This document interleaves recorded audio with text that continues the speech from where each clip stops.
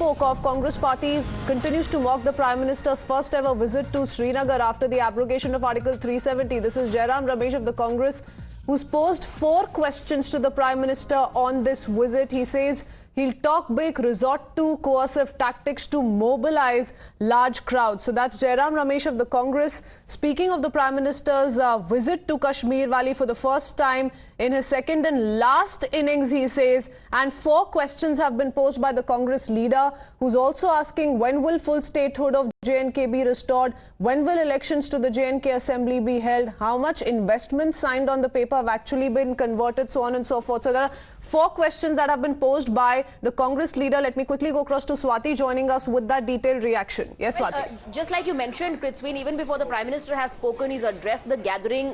Here is Congress Neta Jairam Ramesh, who's predicting what the Prime Minister will speak about and what he will avoid in his address. Let me quickly quote this post put out by Jairam Ramesh. He says, and I quote, "The Prime Minister in the Kashmir Valley for the first time in his second and last innings. As always, he'll talk big and resort to coercive tactics to mobilize crowds." But here are the 4 fundamental questions that he will skirt.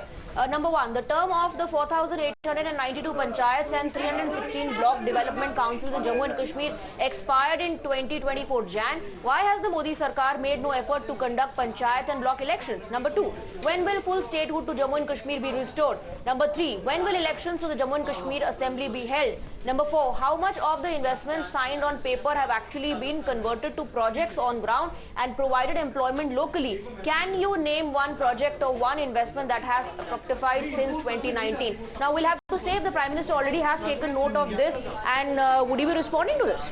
Absolutely. Many thanks for that, Swati. So that's the reaction coming in from the Congress. Remember, those from the NC and PDP also taking to social media to hit out at the Prime Minister as far as his visit is concerned.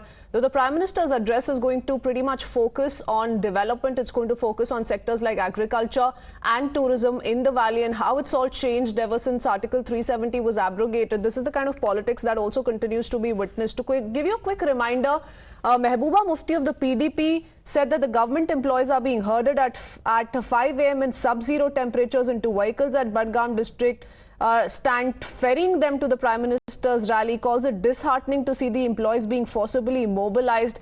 This in contradiction to former PDP leader Muzaffar Beg, who's reached the Bakshi station